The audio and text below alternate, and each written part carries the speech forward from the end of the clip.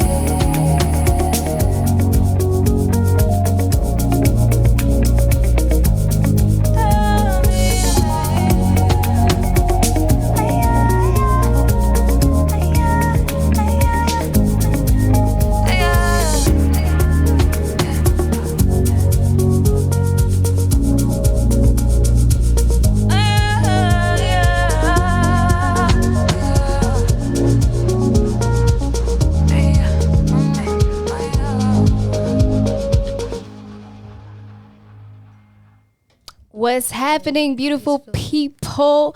We are live on the Tuchapiane hour. I hope you guys are doing amazing. Today, I have two amazing guests with me. I got Karun and Blocka Chains. Hey. Yeah. How you guys doing?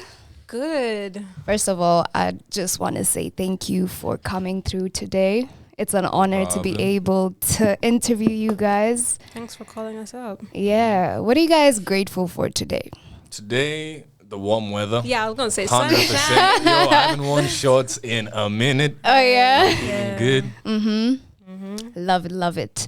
1 year ago, you both collaborated on the song Journey with Me on the Nairobi 2 project. Yeah. Was this the first time you guys worked together? Yeah. Yeah? Yeah, this single was actually, this was the time Kapmula were doing a tape, their second tape, actually. Yeah. And then I'd come through to Snowball. I was still like this young producer guy, you know, trying to disturb every artist. Like, yeah, I make beats. Here's my stuff. And yo, Karun loved that song. I think Teo was there that day as well. And Karun and Teo did that song, and I think for at least a year or two, that song was just chilling, sitting there. Yeah. I think until now, I was doing Nairobi 2 and I hit up Karun again, and I was like, yo, whatever happened to our song, you know, can we bring it back to life and just release it on this album? And Karun was always down. Nice. When did you guys meet officially? When was the first time you guys met? We have no idea. What do you we've known mean? each other for so long. Yeah. Really? It's one of here those and there. things of just like, High school. mutual friends. Nice. Parents somehow, yeah. you know, just like all mixed up, and we've known each other for time, but we can't put in a Yeah, we can't say exact exactly when. Yeah. Even prep school, maybe? Yeah, even prep school Yeah, is a we've just known possibility, each you other know. for a We've just Really? Wow. or known of each other, you know. Yeah. So Nice, nice. You are both producers. Can you Yeah. explain your sounds and what makes a good producer for you guys individually? You start. You're the producer. Like, that's your main thing. Okay, for me, I don't really think I have a sound. I think it's just always have to be in like a good vibe or even a bad vibe, but just in whatever vibe I'm in, it just translates to the music I make in that moment. So I don't really enter the studio and say, yo, I'm making a hip hop song today that is so sweet, and you know, it's just I enter the studio and whatever comes into play is what I really go with. But yeah, for me, I still have my influences from hip hop, you know, R&B, soul. So those are always felt within my music. But Nice. What is boom bap rap? boom bap is just like that old school hip hop, you know, where hip hop came from the boom, You know, just beatboxing, that's boom bap. I could beatbox right now. Sechangi put some chords and we have a boom bap song, you know? Dope. I think that's the biggest influence I've had in my life, you know, just those days of KRS-One, the start of hip hop into now also like gangster music and all that. So that period really had a huge influence on how I produce, but also the music I listen to. Nice. Karun, what about you? So I consider myself more of a composer, and like I use technology to compose, and nowadays that's called production. So I that's how I approach my production, just from like melodies and what I want to, what sounds I want to put. I put that onto the tech, whatever it is that I'm using. Yeah. Stuff that I've produced myself, like Dream Lullaby that came out earlier this year, ends up sounding a little bit how do I say, it's like very stripped down, very vocal heavy, because that's my main instrument, I guess you could say. Yeah, but I don't know, I would love to hear what people think of my production, because I can't really pinpoint it. I don't have like a genre. I can't say that, I make R&B, I make da-da-da. I feel like, again, I'm very like rooted in soul music as well. Yeah. So when and where can I go if I want to listen to something you've produced? SoundCloud, honestly, because I've been producing for time and I only ever put my stuff on SoundCloud, but Dream Lullaby is something I produced, and the intro to my Catch a Vibe EP, let me know. I self-produce as well. Yeah. Nice. And you got lots more coming. Yeah. So much. Nice. Karun, we talk about pen and paper. First of all, it was a masterpiece. Shout out Hook, Michigan, and Basma. It was a birthday wish come true, as you mentioned. Could you please tell us more about it and when you were able to write it? Pen and paper. So I feel like songs that just cut across and are like easy listening songs are usually the ones that were easy to make as well. And so pen and paper was super easy to make. What's his name? Hook told me that he had made it like a couple minutes before I walked into the studio. Really? Yeah, he was visiting. He's from Switzerland. Gang. Yeah. And Nam's also from Switzerland. I find that so Gang. so he was doing like a writing camp, and I had a session with him that day. So he was like, I have a bunch of beats, but they don't really sound like Karun. So he made that one specifically. And then when I got in, he played me a bunch of beats. That was the first one he played, and I was like, nah. Okay, go back to that first one that was called Jabba Juice at the time. Yeah. And I just started writing. I actually started writing about Jabba Juice because I needed something to like hook onto. And then it turned into a love song, and Basma helped me write it. Hook and Basma had co-produced it as well. Yeah. But yeah, I want people to just feel love, hopeful, good, easy vibes, danceable-ish. Yeah. And I've been seeing that you have an open verse challenge. How is that going? It's going well. So when I first released it, it was doing really, really well. People were like sending in their own verses to it, and it's still open if you want to do one, by the way. But I found it like, I'm usually, when I release songs, I feel like this is my song. Like, you know, it just feels like people can't leak it, stuff like that. But that time I just felt like, we're free to do whatever. Yeah. So yeah, I'm glad people actually vibe with it. Dope. So when are we gonna get somebody who's gonna be on the verse? Do you have like a date? Sheesh, Is there like a due date? I don't know what you reposted yesterday, but that sounded fire. Yeah. That sounded crazy. It really, really was. That's my friend from Nigeria. His name is Barely Any Hook. We have more songs actually, because I went out to Nigeria twice. I made music with him and a bunch of other artists. But yeah, I was like, this is a thing that he does. He just like gets on remixes and does it on social media, and he's like really good. Yeah. So I asked him to do it, and yeah, people. You think he should be on the official? I think he should, because even the visuals were mad. I saw it and I was like, really this is beautiful. Yeah.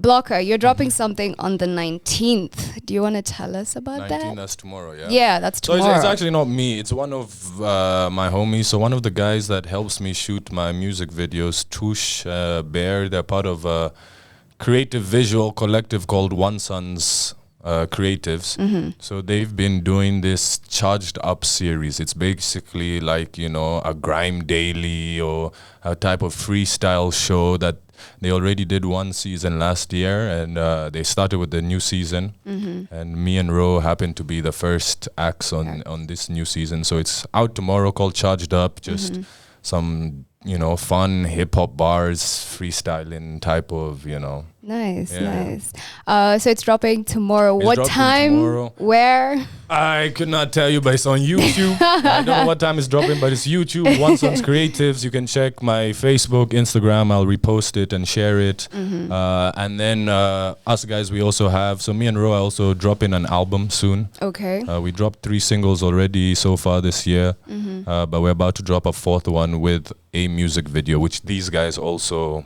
shot. So look out for just fun, dope stuff in the next few weeks. That's dope. How is the reception with the music you've dropped so far? Yeah, I think it's dope. As for me, like I'm new to this game, and I only released, you know, my first work last year. So just moving from that project now to this project and see how people are, you know, receiving it. And every day I'm getting more and more fans. You know, for me it's like, I started with 1 fan, but like as the day goes, you know, it's a fan. Growing. It's growing every day. So that's positive for me, and I can only just push, you know, try and push my sound further. Yeah. How long have you been a producer, and did you go to school? Yes, I went to school, but not for producing. I have a master's in agroecology. Okay. So I'm a scientist in the field of just, you know, environment and agriculture. Okay. So that's my main career aspect. But producing, I've always been doing it for time. I think now I've been producing for 6-7 years.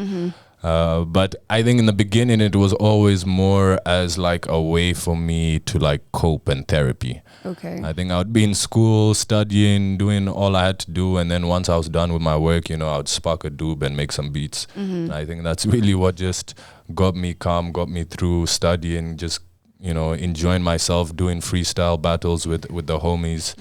And it's only until COVID where I really got that time and that moment to really focus on the music and make it something else. Oh, nice.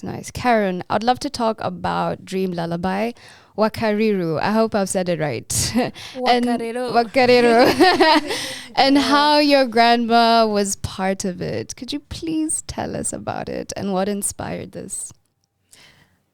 Well, actually, so the story kind of starts a long time ago. I've done like classical voice training, and for one of the sections you have to sing a folk song, and it has to be like a traditional folk song. So I reached out to my grandma because I wasn't really exposed at the time. I was like, what folk songs do you know that you can teach me so I can pass my exam? That's how it started off. And she taught me Wakarero, shua shua naro, ay, ay, so at that time I was doing it for school, but then the song kind of just like stuck with me, and I really like it, and so I brought it back up, just because when I'm making music for my album, like a lot of it is self-produced, and so I wanted to do a lullaby, and I've always wanted to record that song somehow, so I did, and then a couple months passed. I didn't do anything with the song, but Platoon reached out to me because they were putting together a lullaby project, like African lullabies with a lot of different other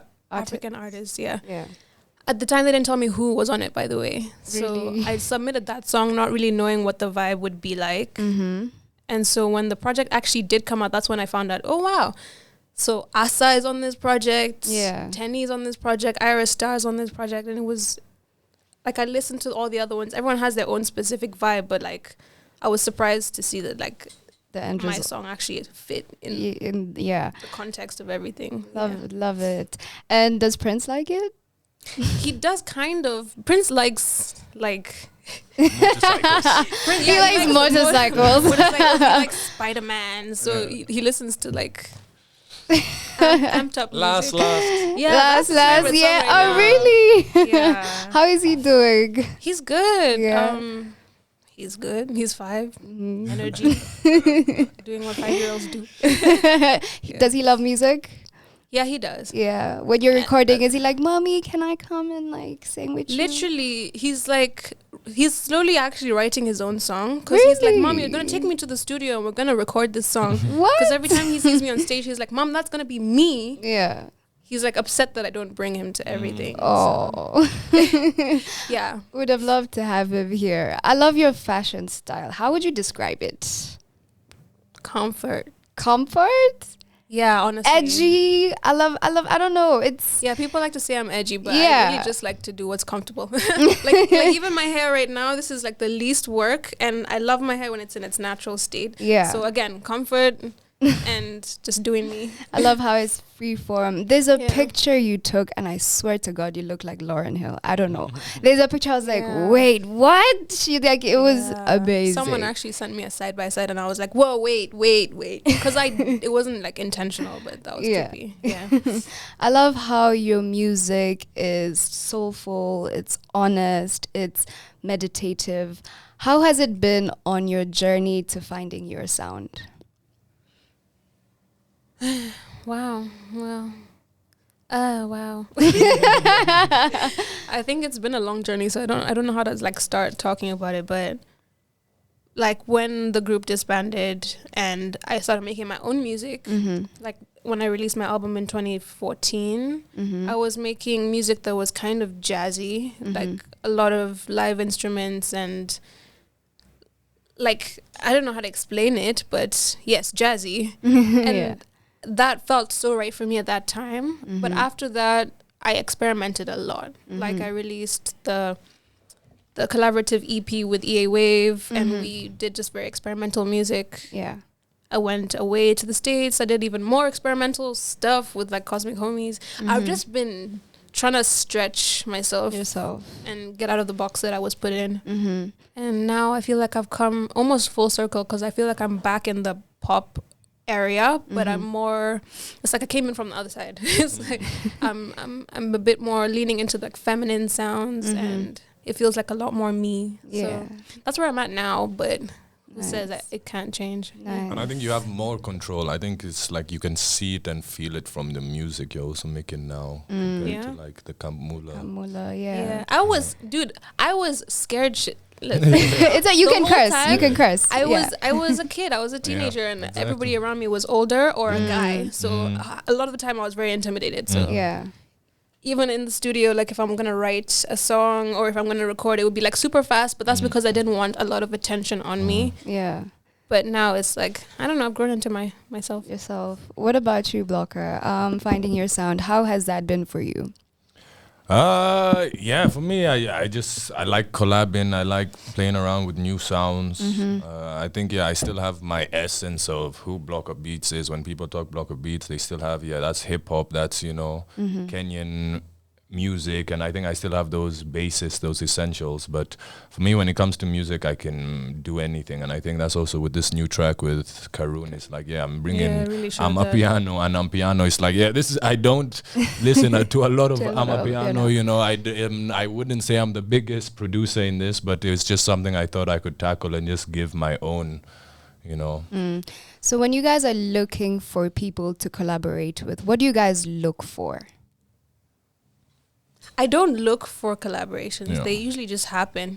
Really? Yeah. You want to talk about that? Because you have a lot Yeah, of people in Blocker your has- circle. yes. Yeah. No, I think it's the same for me. Like I'll start a song and I wouldn't really like, You don't- say I'm collabing with this guy or doing, me and Sechangi can start a song and then Alo and Zinia hop on, But me and Sechangi are not thinking, we're doing this song to have Alo and Zinia on it. So I don't really think like that, but there are certain songs, certain beats, like once I've produced them and I sit with them, I can say, okay, cool. Someone like Zinia, someone like Karun would be dope on this. Let me share it with these people. But it's not really locked in. Like if Karun doesn't do it, I'm not pissed, or I'm not like, this thing definitely. can't Yeah. work.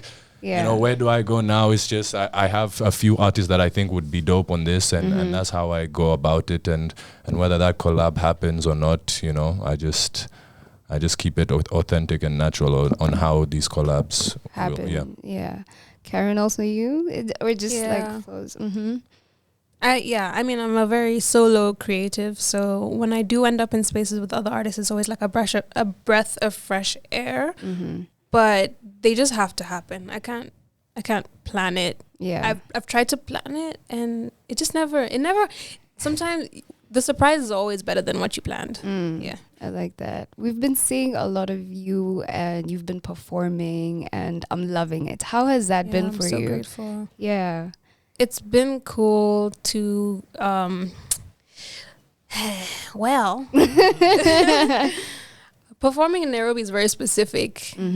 And so I feel like every performance I do, I learn more about myself and I learn more about like what people want and how to make the experience actually make sense. Yeah. Considering, I would say, our limitations, because like ever since COVID happened, I don't think I've been able to play with a full band.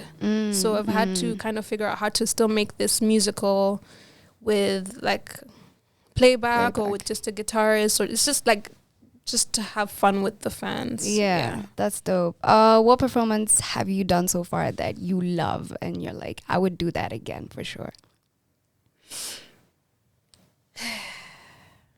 I don't know, man. I'm always looking to the future. I have a couple like planned, so I think those are gonna be like really dope. I want to do more stripped down, like acoustic, where the fans can actually sit like not so far from me. Like I remember that NIT performance. That was dope. Yeah, like that. That was super dope. I would love to do more like that. Yeah, I was looping. I had my guitar and my it was bass. just her making her, the music right there on the spot with a looper, her guitar, Really? her by herself, dope ass backdrop. Yeah. And it was really intimate and questions also involved and just back and forth with the crowd. And Nice. yeah, but like for me personally, I haven't had a Karun moment like that. It's always these thrift socials or these big performances which are also dope. But yeah, having that more intimate aspect was super cool and creative. Yeah. Yeah. What about you, Blocka? Have you performed in any? Like I stay DJing. I think I stay. I'm always DJing here, there. Yeah. We have Furaha. We have all these different events happening. As for me, as Blocka Beats, rapping, singing, I haven't really done that much. I think the more performance based is whenever I drop an album, I always have like a listening party or two or release party, and that's really where I showcase, Blocka Beats as a performer and just bringing other people involved from the tape and talking about it. But yeah, I'm looking for more performance based gigs as Blocka Beats himself. But yeah. Can you please? Yeah, sorry. Can you tell us about Furaha? Yeah, so Furaha is just a collective of dope young Kenyan creatives. We came together during COVID because, we weren't supported by the government. We were all just like, what do we do? We're indoors. So we kind of just came together to support each other in the aspects of, throwing events to making music to, I'm a DJ. There's Zinia, who's a singer. If she ever needs a DJ, I'm on board without her struggling to look for anyone. So it's just a collective of dope young guys who help and support each other. And, we just try to break the boundaries of what music is. Nice. So I think, a lot of people know us for throwing the events that we had during COVID and afterwards. But we have a lot of music as well that's about to come out, featuring like everyone in the Furaha collective, but also basically the whole of Nairobi. We have so many artists involved who came through that house and just collabed. So I'm just excited to share that music. Dope. I'd always wanted to come for them because let me tell you, they were trending at some point, and I was like, what's happening? Where is it happening at? So what's the future for Furaha? Future for Furaha, as for now, is the music. I think for me personally, I've been focusing a lot of just, finishing these collabs, making sure this music is mixed and mastered and released in the right way, and artwork following that. And, videos, music videos. Because, we have so much content and we have lots of videos from the parties, from the studio sessions that we're just trying to structure or format a bit. But the parties are still going to happen. We kind of took a few months to just focus on the music, but from next month, Furaha is back. Yeah, that's what's up. I'd definitely love to come through. So people would come and perform. Would you guys also make music?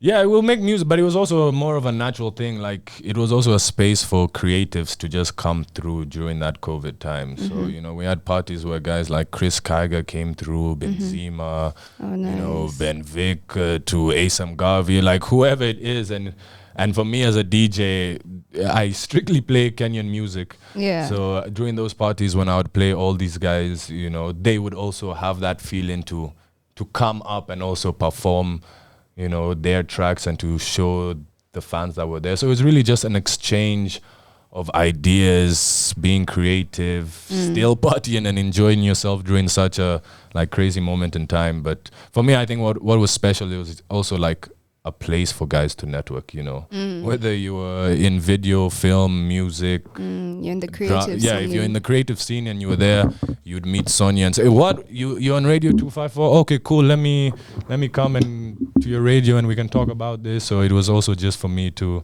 bring all these creatives together. So I really like the Journey with Me sound. Can you guys please describe it? Because I listened to it and I was like, whoa, this is different. That was one of my favorite songs of Nairobi too. Yeah, and I don't know, because it was also different to what I was on the album. It was more Afro housey, Yeah. Afro. I was trying to place it and I couldn't. Yeah, it was like slowed down Afro soul house, and you know, Karun just killed it with the lyrics and her melody. Yeah, for me, it's always been a standout song, and I feel underrated in terms of the music Karun has made, but also that I've made. Okay. Don't know what Karun has to add. Yeah. I always find it tricky to pinpoint sounds, so it's really cool to hear you say it like that, because that makes sense. It was kind of Afro housey, kind of. The sounds were like chimes almost. I don't know. It was nice and calming too. Yeah. Yeah, Karun, I think it went through that, like that chant aspect, that trancey feel, but more of like a R&B-ish soul lead trance. I like songs that can't be pinpointed though. yeah. I love that. Karun, you did a campaign for Jamieson and it got such a great response because So did you. I was with Cassius and he was like, yo, if you only knew what these guys said about, you know, how you guys were able to create, could you just tell us a bit about it and the people that were involved? I mean, shout out to Cassius. That was a really cool period of time working with him. That was cool. I feel like he didn't really realize how talented he was at the time. He was like, it was like his side thing at the time, and I was like, no, but you're like, these need to be on billboards. Yeah. Like, he's just really good at what he does, and so I'm glad that he's getting the kind of recognition he deserves now. Yeah. But it was fun, just experimenting. It was me, him, Vinette was doing set design, Sally was doing the styling, and so whatever project we could hop on, those are my people. Yeah, so Cash told me that the response from Jamieson was they'd never gotten such amazing content, you know, apart from what they usually do, which was amazing. And I saw the content and I was like, oh my God, this is beautiful. Who came up with the concepts? I think it was a bit of all of us. Yeah, it was definitely teamwork. I can't pinpoint one specific person, but my team also had very specific kind of directions, and they helped us, like, what's it called? Like just organize our thoughts. Yeah, because we had a lot of different ideas that we hadn't even executed, so we could go on if we wanted to. Nice. Blocka. I want to ask a very interesting question here. Is Lupita Nyong'o your cousin? Yes, she is. She is? Yeah, that's family. What? So I wasn't sure if this question was a yes or a no, but I know she reposted something that you did with BV. Would you mind telling us about that? Like, my cousin has always been supportive of me, you know, from the first album that I dropped in Nairobi to, you know, there was a song on there called Roller Coaster Interlude. Yeah. Which was quite more of like a conscious political song, and for her that's the one that she, you know, was attracted and resonated with, and you know, I wasn't. She did like a whole directed video. And she did a whole video thing to it, you know. And at first, when I even told her about Nairobi too, she was pissed off because she's like, "What? You're releasing an album and I haven't listened to it. You haven't even shared anything." Yeah. So when I shared it with her, like before I actually dropped or before anyone had listened, she really already said, "Yo, this song right here, I'm going to do something for it, and you know, you'll just have to wait and see." And for me, I thought it would be like a simple repost or something like that, but yeah, she went out of her way to create and direct the whole thing. And so random. Yeah. Like Yeah. So and for me, that's just family love, you know, because we were doing the same thing when she was here in Kenya, in the Kenyan theater as well. You know, we went to watch most of her plays when it was Sugar, we were still reposting, sharing it with our friends. To her now winning the Oscar and becoming a huge Hollywood star, you know, it's mad also for us to think about it and see where she came from. But yeah, that's family. Can we shout out Mudama as well? Yeah, Muthama Art, that's now another homie. Yeah, You know, that's awesome. That's homie for days, and he's also been such a good supporter and friend to me, and also vice versa. I've always loved his artwork and his animation, and you can ask him and get him in here, and because I've been stressing him for years, for us to like. For us to like collab on something, and you know, and I think also on that album, that's the track he resonated with, and you know, just with all the influence from Lupitz as well, and BV and Trouble Lee, who are also good friends with Arnold. For him, it was something he was already in before we talked about actually doing, you know, an animation video. Nice. Why animation? Is there a reason as to why that's what you wanted to do? I don't know, because the song is already so captivating in what they're saying and the instrumentation of it. So I didn't want just basics visuals to it. I wanted to add something new that isn't really seen in our scene. I don't really see that much use of animations and, you know, incorporating different creative aspects into music, you know. I'm someone, as I said, I like collabing. I like just bringing new things. So for me, it made sense to bring a animation aspect to this song to add another dimension that people wouldn't expect. And I think we achieved that. Nice. Yeah, definitely did.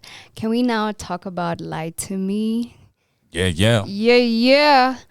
So I want to know, I know the song is wanting to remain blissfully ignorant in a love that shows all sides of ending. Could you please tell us about how this beautiful song came to being?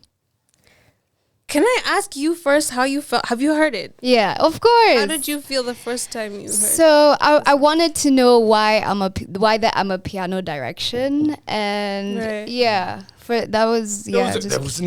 wasn't on purpose. It wasn't on purpose. He sent me a beat. I just came here. Karun had a sesh with Z at her studio, so I pulled up because I wanted also to check out Karun's new place, and you know, they were going back and forth on their music and collabs, and at the end, when there was kind of like a break, I just, you know, did the producer thing of getting the aux and plugging it into my laptop. I'm just like, yo, Karun, I have these beats. Let me play it for you. I'm gonna leave them on your laptop, and if you're messing with any of them, let's do it. And in like 2-3 days, he just sent me back a full track. Like, yo, okay, cool, I'm ready. Let's do this.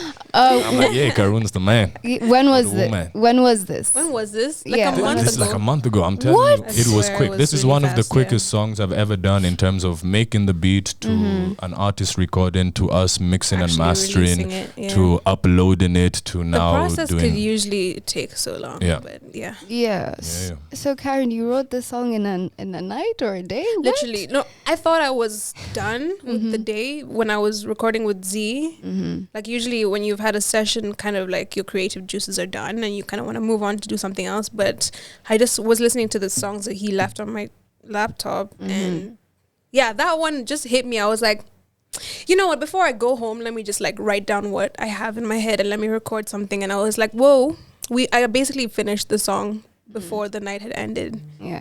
And then I just kept it in my pocket for a couple of days. Nice. How is the creative process usually like? Can you put me in your shoes when this is happening? I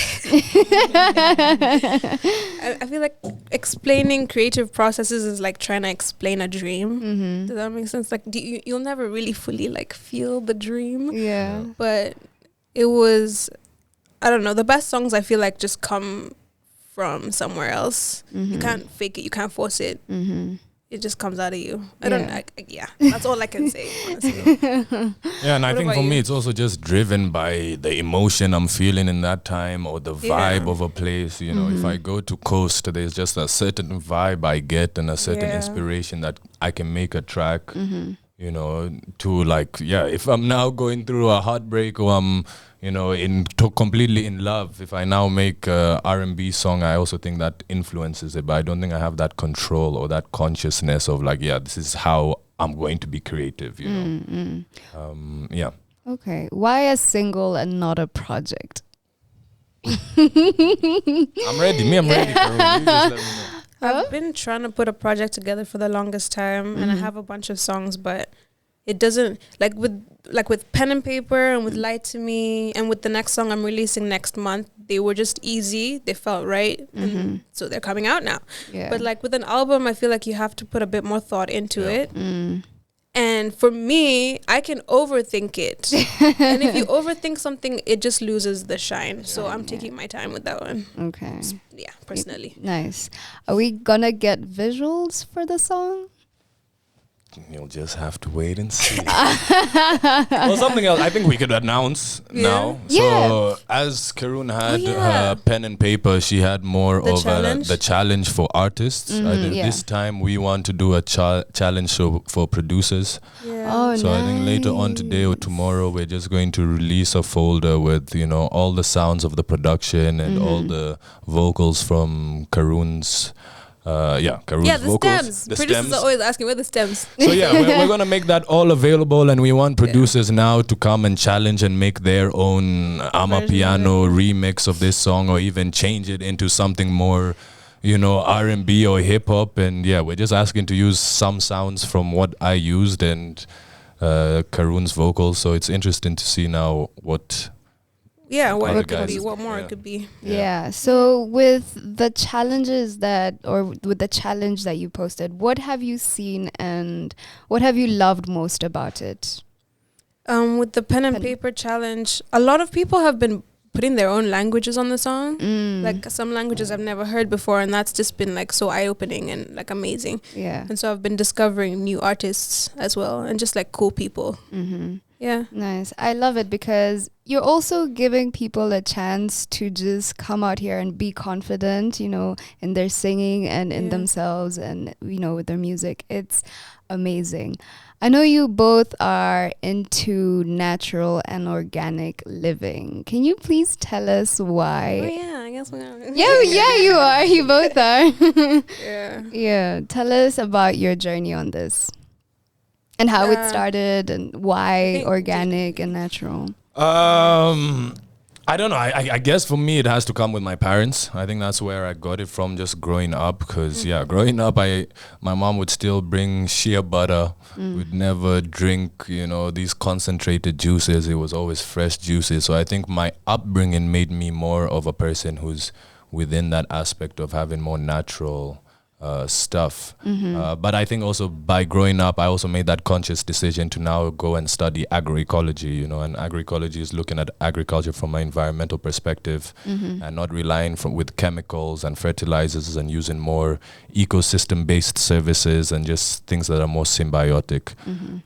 So for me, I think that's important, whether you're doing farming, whether we're talking about human relationships, whether we're talking about our hair, just having something that natural, having something that both sides benefit from, that's for me is what makes life amazing, and what keeps life strong. So it's just rooted within me, I guess. Dope. Do you, so you're a farmer? Yeah, me, I'm a farmer. And I design farms. Yeah? Yeah. How is that? Can you tell us, Kidogo? It's cool because I think it's important. This is something we don't talk about as people or even as the youth. as the Young youth, people. as the youth Yeah. of like what we eat and how we're meant to eat and where does food come from, because even talking about sustainability, how do you define sustainability? How do you define what's healthy for you? And I think when we look at these aspects and concepts, it's more about locality and it's about how this food is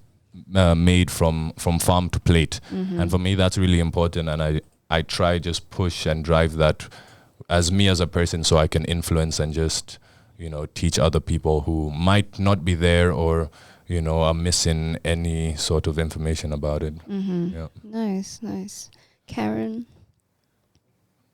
Well, I think I was also kind of raised in that way.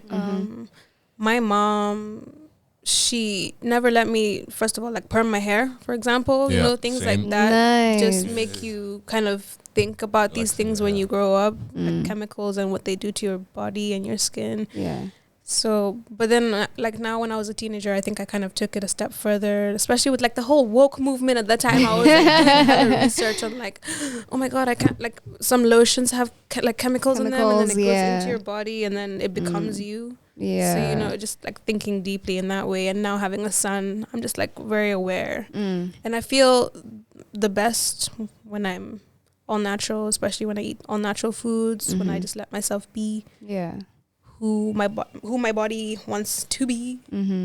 I'm just I love when I see people with natural hair, the skin is glowing, living in a natural habitat. Like my goal would be eventually when I'm done with this hustle, this Nairobi hustle, to like live way out and have my own off grid. Oh yeah, completely. I would love that. Nice. I love. But I don't know where it started. I think it's just in me. But also for me, you know, it's also, I think, within us as Africans, because if I talk about like agriculture and we talk about organic agriculture and you know modern agriculture, if you look at subsistence farmers here in Africa, they are organic. That's where we came. You know, it was never Europe went with the green revolution, fertilizers, pesticides, and now they've come with organic agriculture. Whereas for us, it's always been a norm. It's always been there. So I think it's even just this new like eco way of building, using mud. Hello, like, we've been doing this. These are all traditional aspects of our ancestry. So I think it's within us, and I think there's that thing of losing out, or losing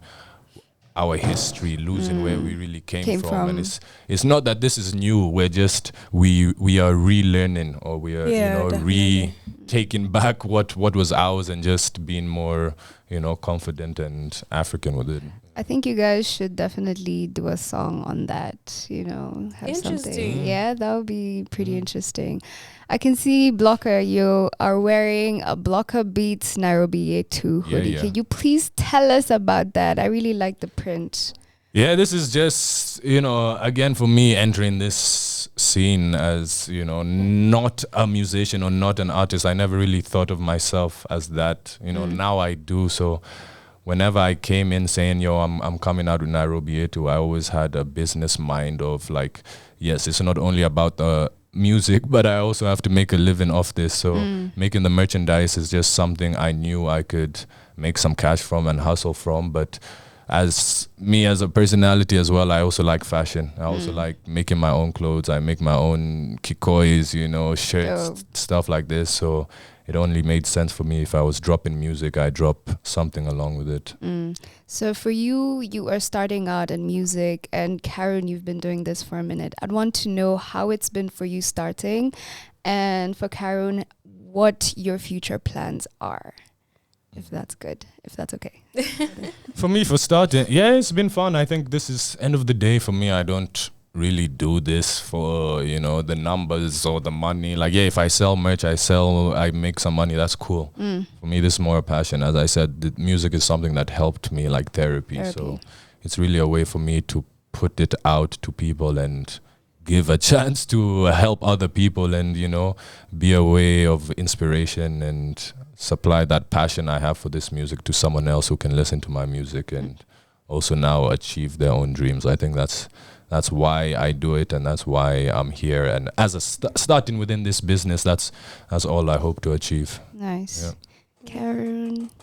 I mean, first let me say that it's been really refreshing to see like your journey, because you're at the beginning, and I remember what that was like. Like, I can see and feel it through you, which is like really interesting. I think all journeys have like cycles or like phases. And that was a fun phase, like being in the beginning and like having all your homies like it's not so serious, but it's also just like, let's build something together. Yeah, that's really cool. Nice.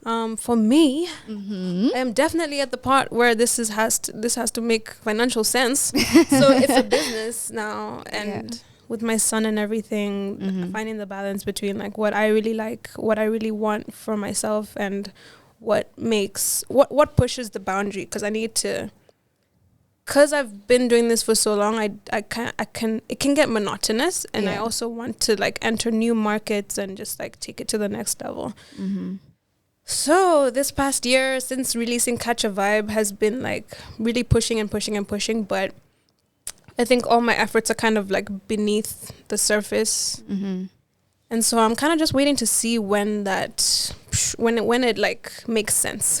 Nice. So I can't say too much about my future plans, but let's just say like me and my team in general, we're leveling up and we're kind of taking on different roles. Like even me personally as an artist, there's so many other things that I do that I'm trying to like weave in and help other people as well. Yeah. Could you please tell us about that? Not really. Like the best part about doing other things apart from music is that I don't have to tell anyone. I just saw that you edited.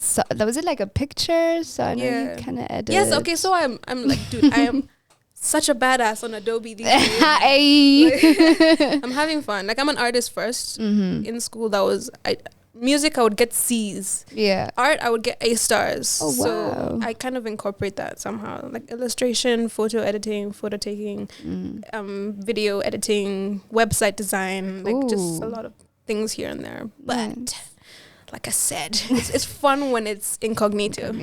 Yeah. I like that. Where do you guys draw your inspiration from?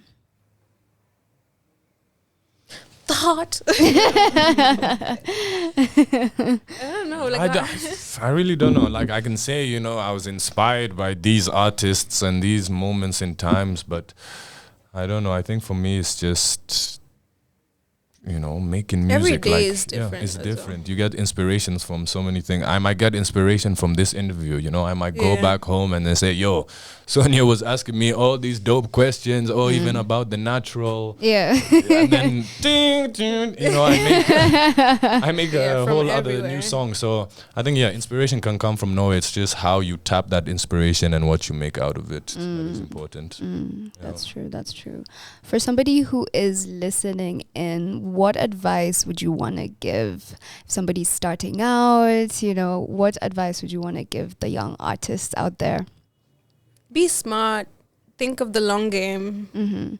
Yeah, I mean, what's happening right in front of you might not be reflective of how much work you've put in, but like consistency really pays off, I think. It depends on what you really want, though. Yeah. For me, I would say, you know, just be passionate. It should still be fun and happy for you to make music. And if it's becoming too much as a job or too tiring, I think that's one aspect I've felt sometimes. And to kind of just free yourself from that, where you have no boundaries, or not really put yourself in a box, you know, and just be yourself and don't compare your music or how you see music to other people and to other releases. I think that's important because, you know, especially in the creative world, everything is so subjective. Yeah. You know, someone can say you're the best producer, best rapper, but the next person might not think that. So in this music, it's about whoever enjoys your music. That's who you're making it for. And it doesn't matter if that's 5 people or 10 people. For me personally, it's more about just putting that effort in your music, and it will come slowly. I want to add something for Nairobi born or Nairobi creatives. It's also just to take breaks. I know a lot of us are really hustling like too much. So just like breathe, listen to your body, please. Calm down. How are you guys able to balance in life? How do you guys do that? Do you guys have like a schedule? You know, because getting you guys here was a process, and you know, everything. Yeah, I mean, I had to go through like 2 people, but you know, it's okay. But you know, with the team, So how are you guys able to just balance everything out? And also, if you want to collaborate with somebody and your management is like, no, do you like? How does that work? No, my management will never say no. It's really? Say no. Okay. But like maybe they'll advise. You just snitched on yourself. You know, ish. No, but like, honestly, it has to make sense for the bigger picture as well. So they also have that in mind. So they can advise me like, this doesn't seem like a good idea. But like the balance, I think, also understand when something is not your, I think it's the bigger you get or the more you have on your plate, you'll understand where to like not delegate so that you don't have to. Well, some people understand. Some people. I don't know. Let me not even act like I know. Every day I'm taking and you know, and for us as well, we're still figuring it out. We're still figuring out what is our balance when it comes to, you know, music, our family, financial worries, whatever it can be. Mental health. You know, for me personally, I like to be in nature. You know, my house is filled with plants. I like to be with, you know, have a a close group of friends. I don't, I know a lot of people, but I'm not friends with a lot of people, and I don't pretend to want to be friends. So I think having all these things, and I think knowing who you are as a person brings that balance, and it brings that kind of structure to your life. Nice. Are we going international? Do you guys want to? Are you guys thought about that? International performances. I mean, yeah. I can't talk for Karun, but going international, having more people listen to your music is a dream and something you want. But again, for me personally, I don't know if I'm just too Pan-African or I'm just too patriotic, but I'm really just, about putting Kenya on and pushing the scene. And if me going international can help push that Kenyan scene, then but Pan-African is still international. It's still international. Yeah, that's sure. what I was saying. Yeah, which I think is a really cool thing about being in the industry now is that Africa is a market that's actually viable. Before, it didn't really feel like that. It felt like you had to be US, UK, Europe. Yeah. But Africa is lit, and we're supporting ourselves, which is cool. Dope. What do you guys think about the Kenyan music industry? I've spoken about this too much, so I'm going to just stop because it's very frustrating. My bad. All my thoughts are on Twitter. For me, Blocka. I think the Kenyan scene is dope. If we're talking about the creatives and the musicians themselves, there's so many people making music. Like even the other day when I went over to Karun's crib, she played me a whole other artist that I had never heard. And for me, it's every day I can go on Spotify, SoundCloud, any of these platforms and find a dope new Kenyan musician. So for me, that's so dope. That's so refreshing. But I think for the industry, it's more about having these institutions that support us, having event companies that book us, having radio stations that play our music. I think that's why a station like this, Radio 254, is important, because you guys are making it mandatory to play Kenyan music, and it's not about how many... And you never run out. You guys are always playing stuff. And it's not about how many views you have, how many numbers you have. Kenyans are still listening. No, you guys are making it apparent and, putting it to your fans if you come here, you're listening to Kenyan music. So I think we just need more of that. And once, these institutions and Kenyan people start appreciating Kenyan creatives, it's only up from there. Yeah. I'd want to ask one last question because time is up. What would you guys want to be remembered for? Karun? I used to say that I wanted to make a change somehow, but now honestly, the older I get, I just want to... it's not really about out there, it's about in here. I want to just be true to myself. Yeah. So if that inspires somebody else to be true to themselves, then that's great. But nowadays I really care less about what people think of me. Nice. I hear you. I hope that didn't come out badly. No, it didn't. Blocka. Yeah, I think for me it's also along the same lines. It's more about, we're here now breaking these boundaries, and it's for the next Blocka Beat, the next Karun, because of what we've done, what we've achieved, what we've, had to hustle and go through, that we now create these opportunities and just show a pathway that other Kenyans can follow. And Nice. What should we be expecting? Is there any future projects, anything you want to give us some tea on, or, spill kidogo? I am releasing a song next month. I'm trying to remember what date is specifically. Please. The 8th of September. I'll be releasing another song. So I hope you guys pay attention. I was trying to do a song a month. Yeah. I think this is going to be the last one. It's actually really tiring. Yeah. But I'm glad to see that people actually like the music. Nice. Blocka. Yeah, for me, I've charged up freestyle dropping tomorrow. I have I Made It music video dropping in 2 weeks. That's the 4th single of R&B, Rowan Blocka, the album, which is a mixtape album, just, showcasing the 2000s hip-hop vibe, from Kanye West type beats to boom bap to southern, Dallas codeine type of music. So I have that, but that's so specific, right? You said Dallas codeine music. Just just different vibes. It was me just showcasing my range of hip-hop, because when we talk about hip-hop, there's so many styles and types, from what we have now, drill to trap to what everyone, you know, has listened throughout their childhood to now. So for me, yeah, that's what that album is with Ro, and just showcasing me as well as an artist. Because Nairobi Year 2, it was more me as a producer. Yeah. Now with this tape, it's like, yeah, I'm on every song. I'm spitting some crazy bars. And then, yeah, after that, I stay working. So I have a lot of like mini EPs. So I have something with Big Yasa that is meant to come out soon. I have something with Furaha that's meant to come out soon. Dope. I have little mini projects with guys like, you know, Hiri, Ukweli, different producers. So just stay ready for a lot of music. Nice. I cannot wait. And I'd like to say thank you so much, guys. It is exactly 2 p.m. and my show is done. Thank you so much, Bless guys. for having Thanks us. for having us. We Thank appreciate you all for playing our music and playing Yes, Kenyan music, man. 100%. Thank you so much, guys. All right, guys. Keep it Radio 254. Every time we come here, I'm shivering.